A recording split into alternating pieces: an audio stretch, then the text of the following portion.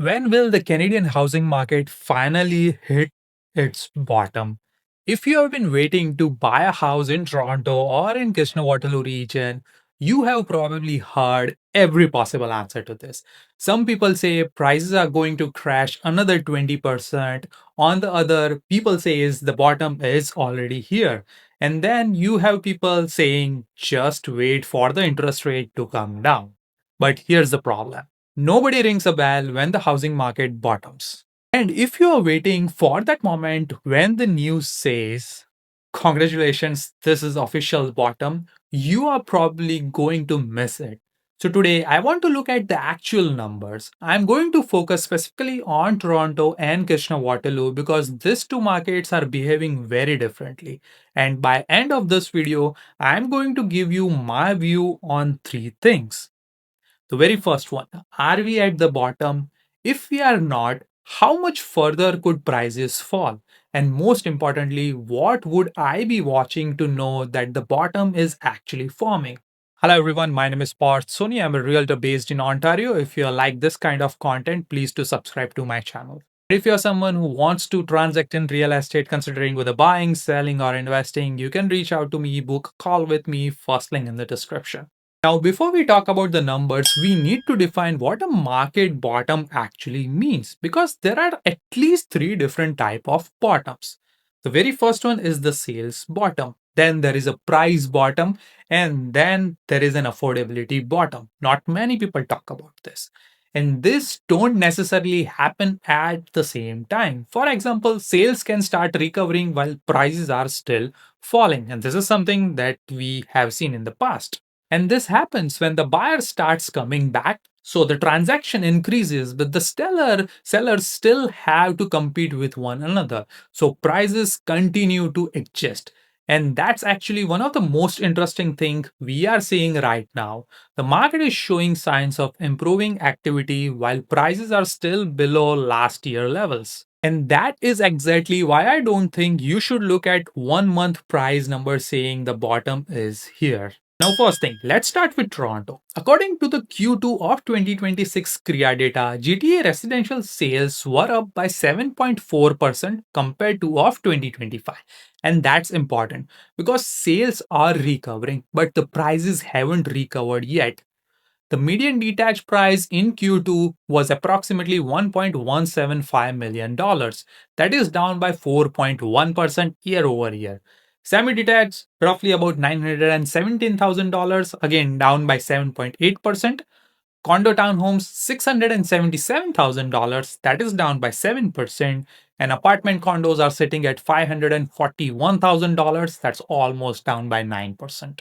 So here's what I find fascinating. The market isn't moving uniformly. The detached market is holding up much better than condos. And that's because condos have a different buyer base. A significant portion of the condo market is investor driven. Investors care about rent. They also care about mortgage payment. They care about what is the condo fees, property taxes, and they absolutely care about what is their ROI, what they are putting and what they are getting out of it, and whether the property makes actual financial sense or not. And right now, most of the Toronto condos are still struggling on that calculation. And this is probably the biggest reason why I would be careful about saying that Toronto has bottomed. I don't think we can say that yet for every segment. Now, according to OFSI's 2026 annual risk outlook, specifically identifies that the Toronto condo segment as area of stress.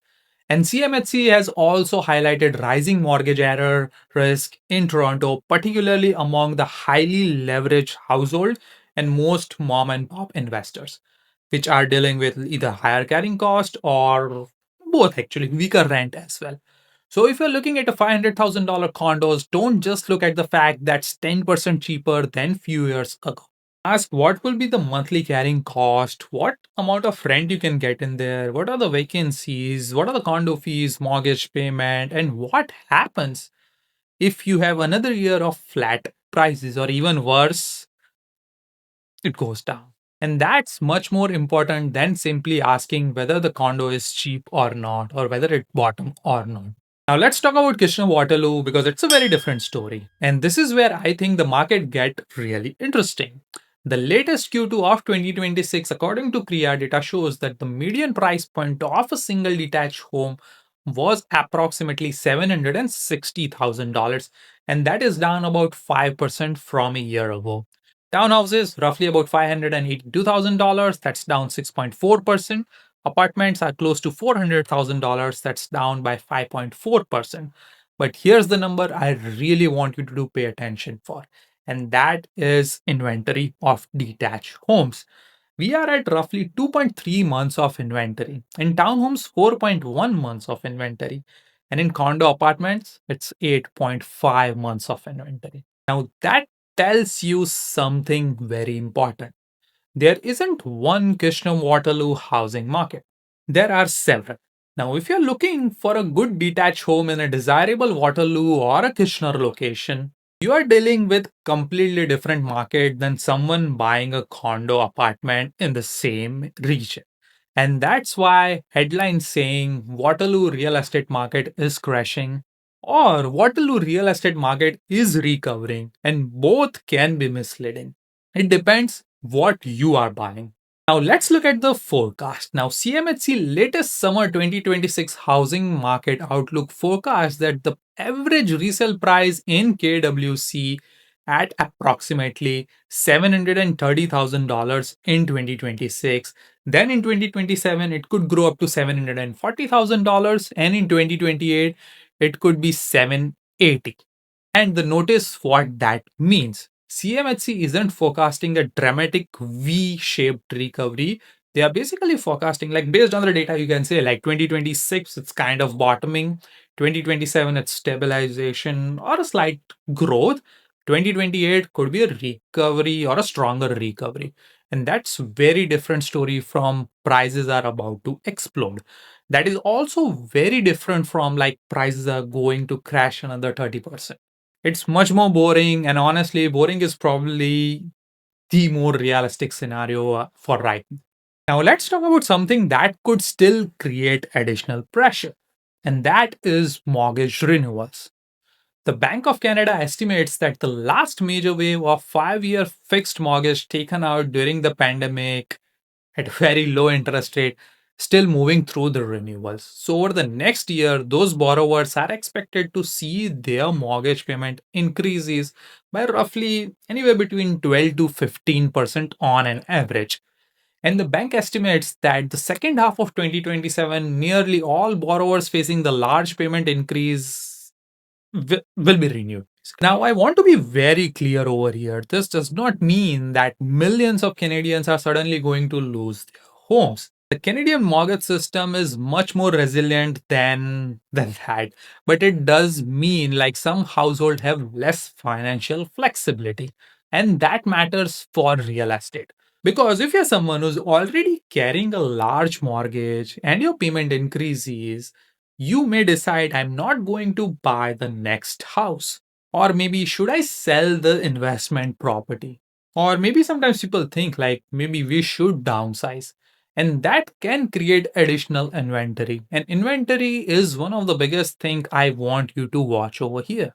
Now let's address this question that everybody wants answer. Now, could Toronto or Waterloo crash another 20 to 30%? Technically, anything is possible, but I don't think so. Like based on the current data points that we have, we may see a 2008 style crash because we have already gone down by 20 to 30% from the peak. And because also the Canada does not have the same combination of circumstances that caused the US housing crisis. So Canadian borrowers were generally like stress tested. The banking system is heavily regulated over here, and most homeowners have significant equity in their properties. Like I'm not talking about those who bought in last 5 years, but other people. Yeah. So the Bank of Canada estimates that only a relatively small share of borrowers would be unable to refinance at the current prices. However, the risk is higher in Toronto. Now, the bank estimates that around 9% of Toronto area borrowers could face difficulty refinancing in 2027 under current home prices. If the prices were to fall another 10%, that estimate rises to 12%. And that's number worth watching.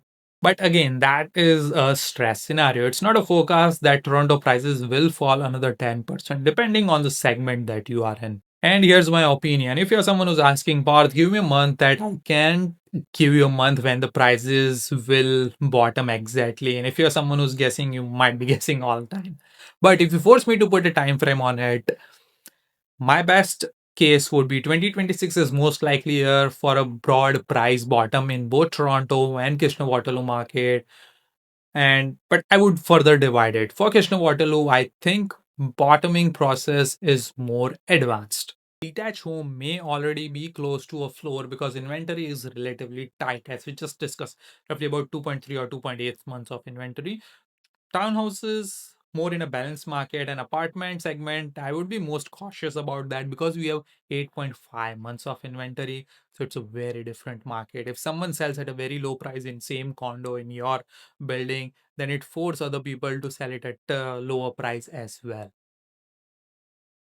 So how we will know that the bottom is actually here? So I'm watching five things on this. The number one is sales. I want to see sales continue to increase year over year, not just for fun 1 month.